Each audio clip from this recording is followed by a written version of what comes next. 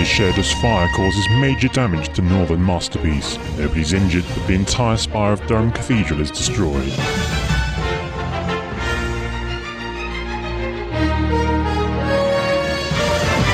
Good afternoon. Fire broke out at Durham Cathedral last night, lasting 20 minutes and causing major damage to the spire of the northern tower. Lighting is thought to be the cause, but arson hasn't been ruled out. The Right Reverend Tony Bish, Bishop of Durham, issued the following statement while surveying the site this morning. I'm immensely impressed by the hard work and the commitment and the fund of goodwill. I mean, already appeal launched, people offering lunch, messages coming from craftsmen of other cathedrals. It's a tragedy that brings out the best. A spokesman from the fire department said it was not usually known for stone to be flammable. Can you turn that TV off, please? This is a library after all. Another day, another dollar. Blast thee to hell, you devil! Hello, can I help you? What have you done to that computer? A computer? Aye, it is a suitably devilish name for such a piece of evil. You've destroyed it. Exorcised it. With holy water. But you can't do that, it's college property. No need to thank me, it is merely my duty, forsooth. Forsooth? What? I mean, who are you? Sir Herbert Fountain, but you may call me my lord. Oh, a wind-up, is it? I should have known. From the moment you walked in here, I should have known it. Bit old for fancy dress, though, aren't you? I mean, I'll tell the master about this. Master? The name sounds promising. Perhaps he can tell me what is going on. Now, Mr. Fountain. Sir Fountain, if you please, master. The librarian tells me that you've destroyed one of our computers. No need to thank me. I wasn't going to. Did Cousin's College set you up for this? Cousin? Bishop Cousin? Verily, I have not heard that name betwixt... Are you drunk? Drunk, sir? I have not drunk since yestereve. But I see that you have poured yourself some mead. It's whiskey, and it's medicinal. Tell me, Sir Herbert, are you planning on destroying anything else whilst you're in our college? I think I shall have to destroy many things. The whole of Dunelm seems to have changed dramatically overnight. Why, just now I saw some people walking around town dressed as Catholics. My house has also changed. So I shall need lodgings until I can work out what has happened. You are aware that this is part of Durham University and not a coaching inn? I thought it was the Red Lion. At least, that was what it was yesterday. Yesterday? What happened yesterday? Yesterday, sir, it was winter. Now it is summer, and everything has changed. What are you saying? That you travelled through time? It is not unheard of. If it is sooth, then I am much vexed. I still have library fines. They're going to be colossal. I see. Do I have gullible fool written on my forehead? Well, actually, Master, you do. What? You were very drunk last night, and I think some of the students... Oh, never mind that. Blast this man. Get rid of him. I can pay for lodgings with gold if I must. I do need lodgings, though frankly I am a little perturbed to do so. Let me see that. Where did you get this from? It's solid gold. It is only a florin. You do not have these about? We certainly don't. Then I shall have to ask, what century have I found myself in? The 21st.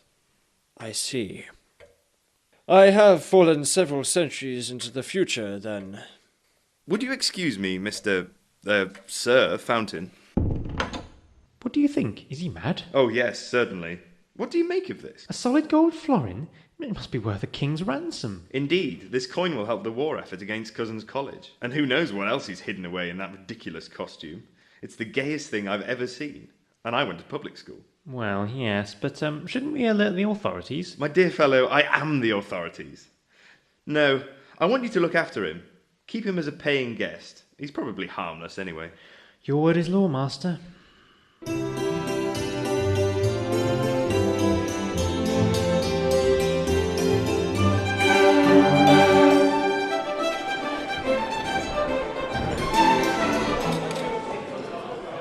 Verily, I am famished. What is there for good order this fine spring morning? I'm told it's the finest breakfast in Durham. At Hatfield College we put a very high priority on food, you know. Well, there were only 2 cases of food poisoning last week. I see. Are those rat droppings? I believe that's Cocoa Pops. And this? Are those rat droppings? Rice Krispies. And what's this? Baked beans. So where are the rat droppings? ghosts? I don't believe there are any. Forsooth? This is excellent news. This place has improved since last I was here, several centuries ago. You do believe me that I'm from the past, don't you? No, not really. Young man, shall I tell you how it is that I got here in this futuristic time? I was doing some astronomy up at the cathedral tower last night, several centuries ago, when it was struck by lightning. I didn't think much of it until I remembered that Venus was rising behind Capricorn. When that gets mixed with electricity, there's a slight chance you might travel into the future. It happened to my cousin Bert as well, actually, although he only went back a few months. Ended up marrying himself. He now lives on an island in the middle of the Irish Sea. That is to say, he used to live. He will be dead now. I'm sorry, but I still don't believe you. Then I shall have to prove it to you. All I need is... yes, this will do. What?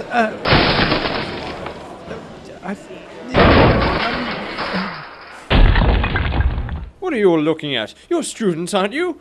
Go eat some food. You've destroyed the wall. Not at all. Well, only slightly. But look here. A hidden compartment in the wall. I knew it would be there because I was here when it was plastered up. And look! What is this? Magazines? Durham's finest maids? Not much of a treasure, I'm afraid.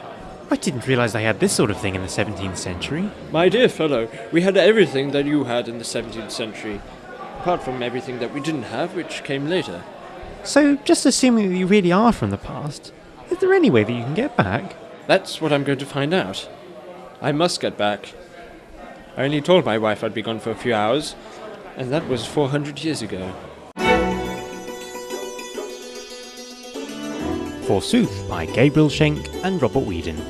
Episode 1, The Blast from the Past, featured Gabriel Schenk as Sir Herbert Fountain, Robert Whedon as the librarian, and Andrew Byrne as the Master of Hatfield College. The series was produced and edited by Robert Whedon, and it was a political statement production for Purple Radio.